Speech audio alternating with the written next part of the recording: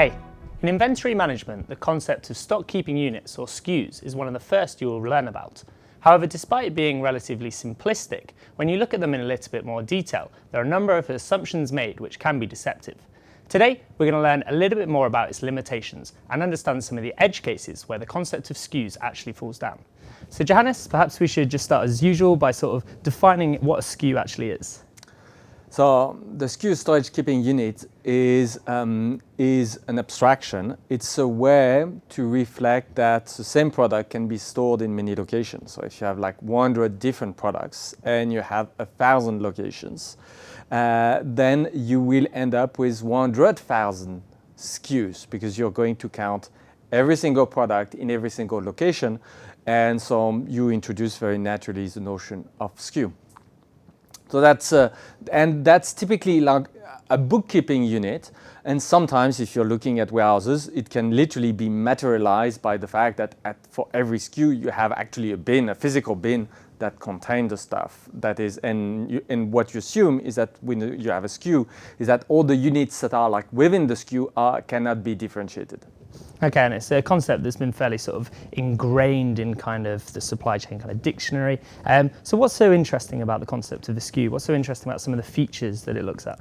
I mean, first, it's interesting at many levels. I mean, first, when you want to write down the first, mathematical models to model, how flows go through your supply chain, SKU is a very nice way to write down your equations. If most of the earliest formulas, modern formulas for supply chain, like the economic order quantity, this formula, which is known the Wilson formula, or the safety stock formula, for example, all those formulas, they actually implicitly work on a single SKU. So you have a SKU with goods flowing in, goods flowing out, and you want to control what happens within this SKU. So it's very interesting because it gives you, I would say, access to, a literature of simple models that have been, conceptually developed with the idea of having a SKU front and center.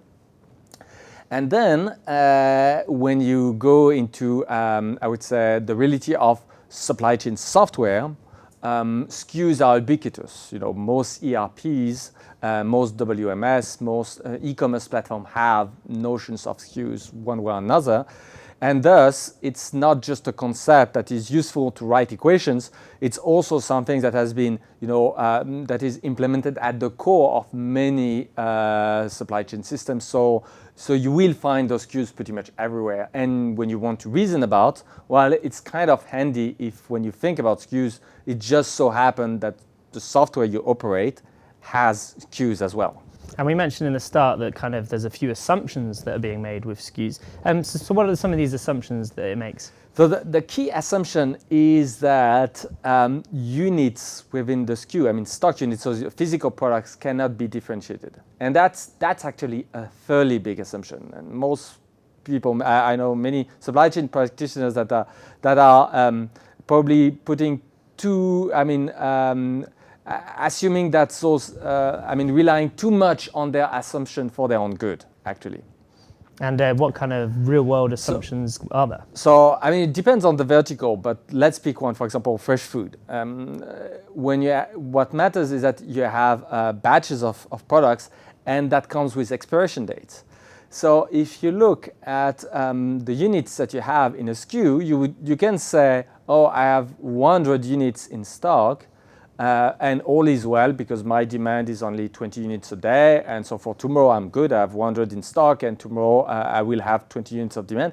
But what if out of those 100 units, 90 units that you have in stock just expire tonight in terms of expiration date? Then tomorrow morning, you have what is left is just 10 units. And if you expect 20 units of demand, it's not enough at all. Okay, so what we're basically saying is for a very generic unit, something that's very common, something like a SKU is very useful. But as soon as you've got kind of items which have got some sort of level of granularity, that's when the sort of challenges arise. So what are kind of the issues that you've observed from that? I mean, even before there is also other issues. I mean, with the SKU. I mean, we have the fact that units cannot be are assumed to be indifferentiated while they can.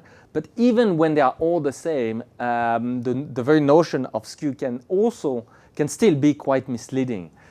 Just an example: if you go for example in fashion, and you think of, okay, I have a store and I have white shirts of this model, and I have a SKU for that in this store. So I know that I have 3 units left in this store for this type of white shirts. But the question where it's misleading is that how relevant is this information business-wise? You would say, oh, it's very relevant because I know I have 3 units, so I know when to replenish, for example, or if I have a stock out. But do you? Because the reality is that people walk into a store. They don't walk into a store with the mindset that we want to buy something from the SKU number 1, 2, 3, 4, 5. You know, you walk into a store with a need, and maybe if this model of white shirt doesn't fit your need, you will find a small variant that is also a white shirt, how original, and that's still going to fulfill your need. So what I'm saying that the SKU is a way to count off your stock, but be aware of, that it's actually framing the way you look at the business. And you can say, oh, I have 3 units and all is well, but maybe not. Maybe it's actually way too much, not because having 3 units is too much on this product, but because the fact that if you have 3 units on this type of white shirt and another SKU that is actually white shirts but very similar with another 3 units and another etc., maybe in total you have 100 units of white shirts that are all serving pretty much the same demand, and in the end you have a large excess of stock.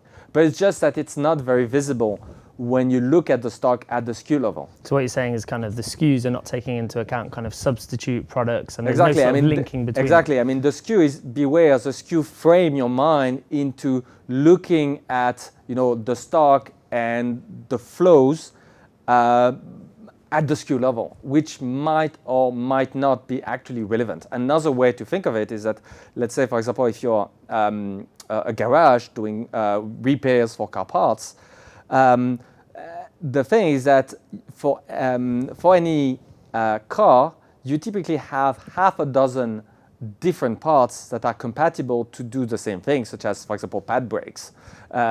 So if you have your car, I don't know, a Toyota Prius or whatever, you want to change the pad brakes, chances are that there is half a dozen of different pad brakes that can fit your car. And thus, the question in terms of availability is not whether this SKU has stock or not, is that whether for your car there is a part that is compatible. So again, I'm saying that the SKU is framing the way you're looking at the problem, and be aware, because when you start having this SKU front and center of your software, it can have tons of, I would say, unintended consequences. So what's the alternative then? Is there a way of kind of linking all of these SKUs together?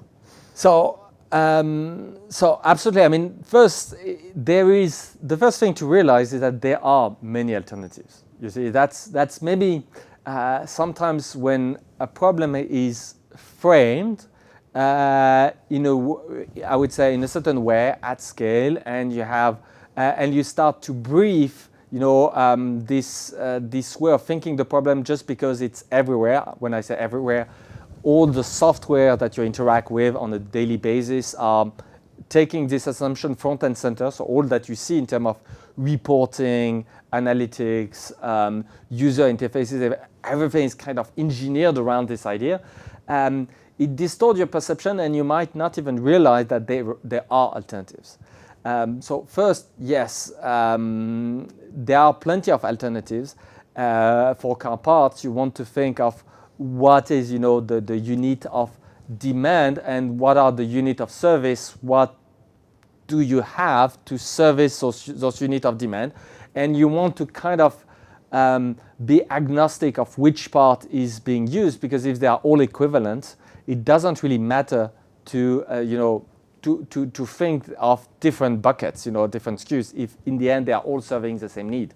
So what you're kind of driving at is that every kind of vertical should have its own kind of distinct idea of what a SKU is that works for that kind of vertical. Exactly. I mean, that's what I'm saying is that frequently, I mean, that SKUs are an abstraction, and like most abstractions, they are leaky. So what does that mean? That you have a leaky abstraction. A leaky abstraction is the idea is that what you gain by having an abstraction, something that is simplistic like a SKU, is that, well, it's very simple and it's very easy to reason about this thing. So it's very easy to write formulas and it's very easy to code that into your software. But beware, your abstraction is leaky. Your abstraction is not the reality. It's a map. It's not the terrain. And you can have a gap between the reality and your abstraction. And the bigger this gap, the more you put yourself in danger of facing the unintended consequences of this leaky abstraction. So first, you have to realize, how that there is a gap. How large is this gap? And it really depends from vertical from vertical to vertical. For example, SKUs. If you reason in terms of SKUs in aerospace, it's mostly nonsense. Just because of those serviceable, unserviceable part, the fact that rotables have flight hours, flight cycles left in them. For fashion, also, it's mostly nonsense, just because there are so many substitutions. For food, it's also mostly nonsense. But you have some industries where actually it kind of makes sense.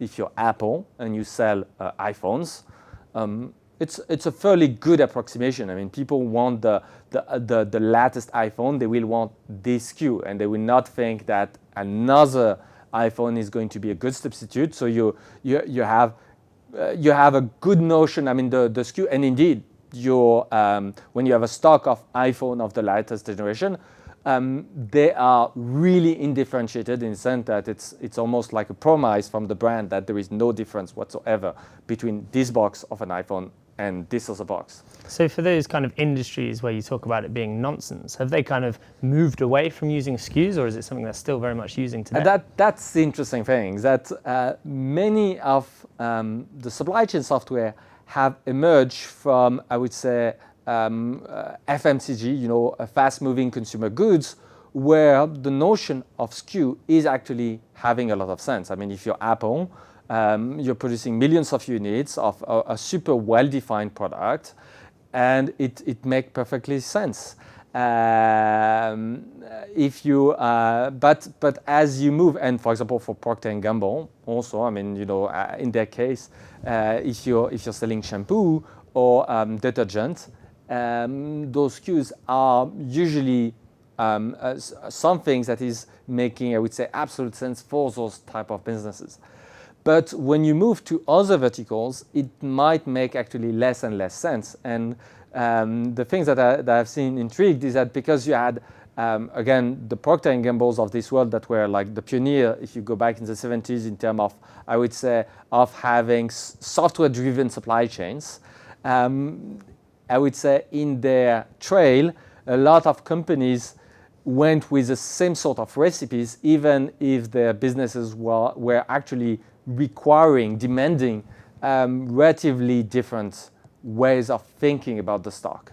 And so why is the industry kind of so happy to kind of stick with this approach then? Is it just because it's ingrained in kind of all these ERP systems? I mean, I think to be happy is a strong word. I don't meet that many supply chain practitioners that tell me, oh, my ERP is like a beauty, it's a jewel, and we are so satisfied with that. So usually that's also something in supply chain, that there is usually a lot of, I would say, ambient discontent about state of things. But the thing is that frequently they would say, oh, the software is not that good, it's so sluggish, it's so painful to interact with, but it's not necessarily easy to pinpoint what's the problem. And maybe you see they would look at an old ERP and say, well, look, it's the user interface, it's plain text, it looks so old, it's bad. But actually, the real problem is not the fact that the screen is black and white and the user interface is text. The real problem is actually that you had like core assumption built into the thinking, the mental model of the software that is generating so much friction for the business. You see, it's and frequently, because it's something very fundamental, it's something that can be hard to even think of, because it's kind of in your face when you look at a screen and it looked like a computer system that is from the 80s to say, oh, it's old, it's kind of really not good.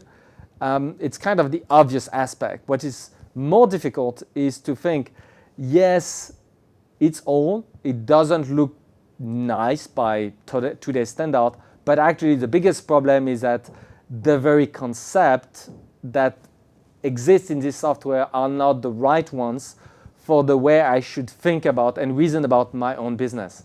And that's something that is a lot more game changing.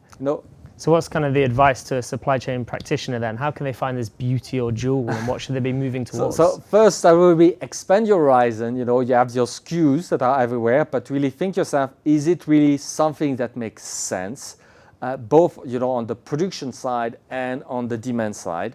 So if you can, for example, easily recompose your production, repackage differently, and preserve enormous amount of agility, then you really maybe want to think differently about how you're even organizing, your production flows and your transit and everything. And then if your clients reason about your products in a way that is not aligned with the SKU, again, you might want to have I would say first-class citizen in terms of concept and software implementation that reflect that as well. So unfortunately, it's hard to go into the specifics because the specifics tend to vary enormously from one vertical to another. But nonetheless, my advice would be, once you've expanded your horizon, is to start really assessing the software you're looking at and whether they are a good fit for that. Because one thing I can tell is that if you are looking at a piece of software that has SKUs, at its very core, and that is rigidly, built around that, don't expect the vendor to be able to do some adjustment to that. It's like completely core. You can't send that as an afterthought. You're going to live with that forever. So you have to make really sure that it's actually a good choice that it was built into the software, because otherwise it's going to be, I would say, an ocean of pain. Okay, so to sort of conclude today, this concept of SKUs is so sort of ingrained in all of the ERPs we use. Is it something that's kind of going to be here to stay, or is it something you can see changing going forward? I think the best way to think about SKUs is just, as training materials. It's a very nice concept to if you have students, pursuing engineering studies and that want to specialize into supply chain. You can introduce them the SKU, the concept of a SKU, and then introduce all the basic formulas that come along with that. So just to give them a taste of what it looks like. I mean, it's a useful concept in order to get a better grasp of that. But it's training material. It's a way to draw a map. It's not the terrain. And so my advice would be, keep the SKU as training materials, but for business, keep your eye open to the reality of the business and what it actually demands. Okay, great. Well, let's wrap it there for today. Okay, that's everything for this week. Thanks very much for tuning in, and we'll see you again next time. Bye for now.